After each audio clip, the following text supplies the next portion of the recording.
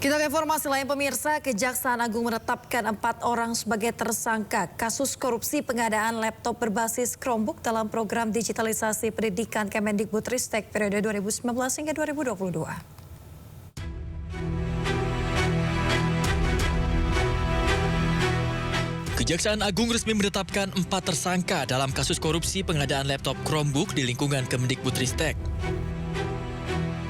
4 tersangka IA, JT, SW, dan MUL diduga melakukan perbuatan melawan hukum dengan sengaja mengarahkan pengadaan laptop berbasis produk Chromebook OS yang dinilai tidak sesuai. Akibat perbuatan pelaku, negara mengalami kerugian mencapai 1,9 triliun rupiah.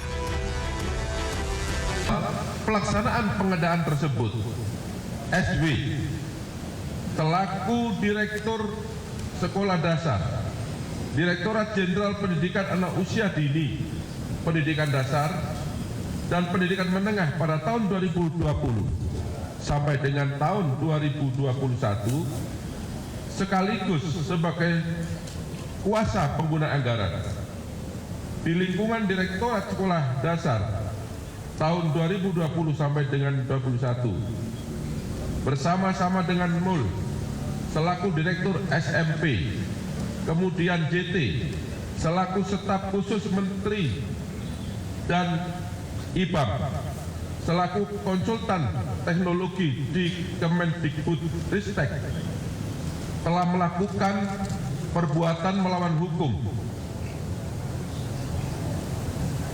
menyalahgunakan kewenangan dengan membuat petunjuk pelaksanaan yang mengarah ke produk tertentu, yaitu Chrome OS, untuk pengadaan teknologi informasi dan komunikasi atau TIK dengan menggunakan Chrome OS pada tahun anggaran 2020 sampai dengan tahun 2022. Sebelumnya Kejagung juga kembali melakukan pemanggilan kedua mantan Mendikbudristek Nadiem Makarim ke gedung Jampitsus Kejagung Selasa pagi.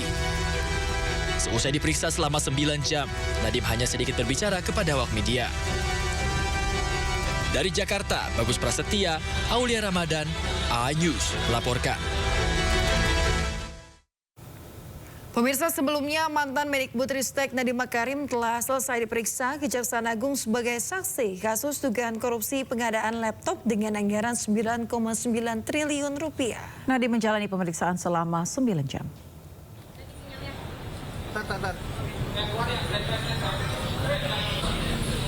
Usai diperiksa, Nadiem keluar dari gedung Bunda dan menemui awak media. Pemeriksaan kali ini merupakan kali kedua Nadiem diperiksa. Nadiem pertama kali diperiksa pada Senin 23 Juni 2025. Nadiem mengucapkan terima kasih kepada jaksa karena diberi kesempatan untuk menjelaskan perkara yang telah menyeret namanya.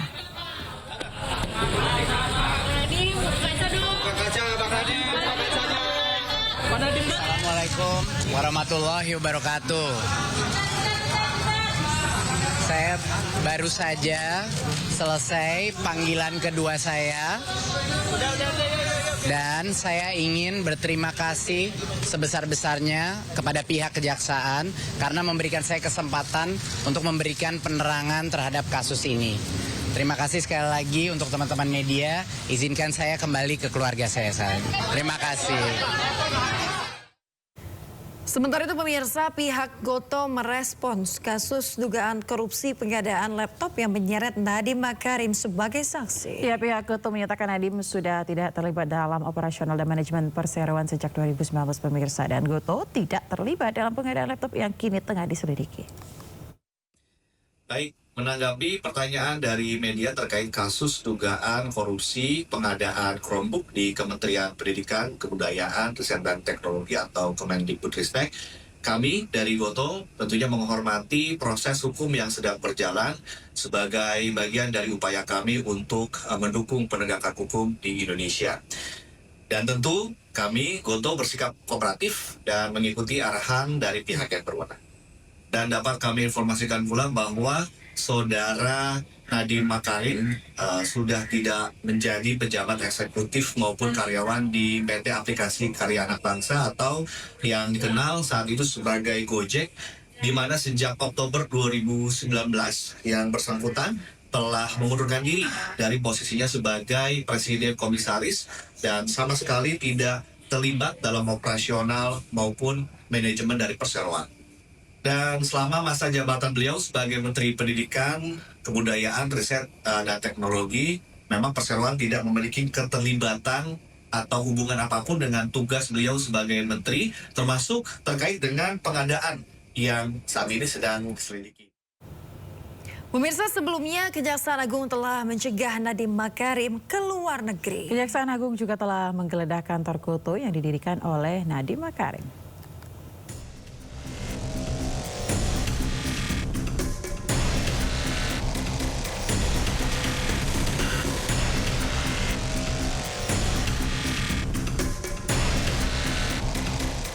Nama Nadiem Makarim terseret dalam dugaan korupsi pengadaan laptop di Kemendikbudristek saat dirinya menjabat sebagai menteri. Tak tanggung-tanggung, kerugian negara akibat praktek haram tersebut senilai 9,9 triliun rupiah. Akibat dugaan tersebut, Kejaksaan Agung mencegah Nadiem ke luar negeri selama 6 bulan ke depan sejak 19 Juni 2025. Tak hanya dicegah ke luar negeri, Kejaksaan Agung juga menggeledah kantor Gotoh pada pekan lalu. Kantor yang didirikan oleh Nadiem Makarim tersebut digeledah untuk menemukan informasi terkait kasus yang menjerat Nadiem Makarim. Sebelumnya Nadiem Makarim juga pernah mengatakan jika dirinya akan kooperatif terhadap proses hukum yang berjalan, termaksud diperiksa jika diperlukan. Jejak Nadiem Makarim dalam kasus ini tercium sejak Kejagung memeriksa 3 orang mantan staf khusus Nadiem Makarim. 3 staf sus Nadiem Makarim yang diperiksa yakni Fiona Handayani, Ibrahim Arif, dan Yuristan. Dari keterangan mereka lah Kejaksaan Agung mengurai benang kusut kasus ini. Hingga akhirnya Kejaksaan Agung memutuskan untuk mencegah Nadiem Makarim ke luar negeri, bahkan memeriksa Nadiem untuk kesekian kalinya. Tim Liputan iNews melaporkan. Razia lalu lintas di kawasan Menteng, Jakarta Pusat. 3 emak-emak protes mobilnya diderek lantaran parkir di bahu jalan. Informasinya akan kami hadirkan sejenak, tetaplah di Sindo Today.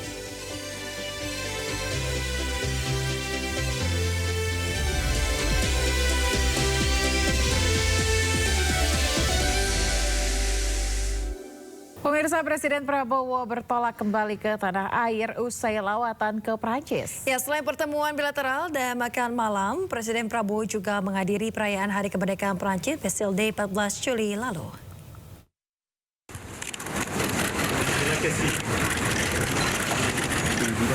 Ucapan terima kasih diberikan Presiden Macron kepada media saat menyambut kedatangan Presiden Prabowo di Istana Elysee.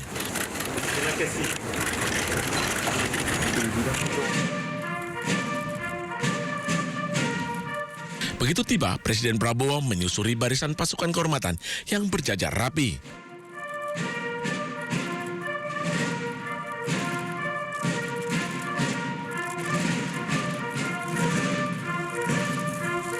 Presiden Macron menyambut langsung Presiden Prabowo dengan penuh kehangatan. Keduanya berpelukan dan berfoto bersama sebelum masuk ke lokasi pertemuan.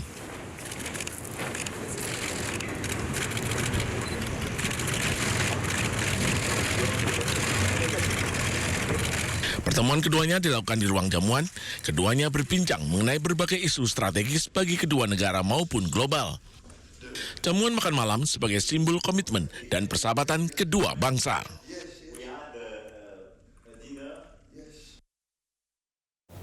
Pemirsa, Presiden Prabowo Subianto mengungkapkan hasil pertemuan dengan Presiden Prancis Emmanuel Macron.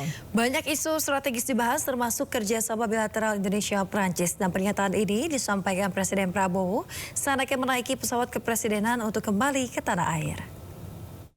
Pak, kemarin bahas apa, Pak? Ketemu Presiden Macron. Ya, kemarin satu pertemuan makan malam tadi ya, kita bahas banyak masalah kerjasama Indonesia dan Prancis. Prancis juga banyak membantu kita di Eropa. Kita pokoknya sangat produktif. Ya. Pak, Oke. Pak, two state solution bahas nggak Pak Ya, kemarin? ya, ya.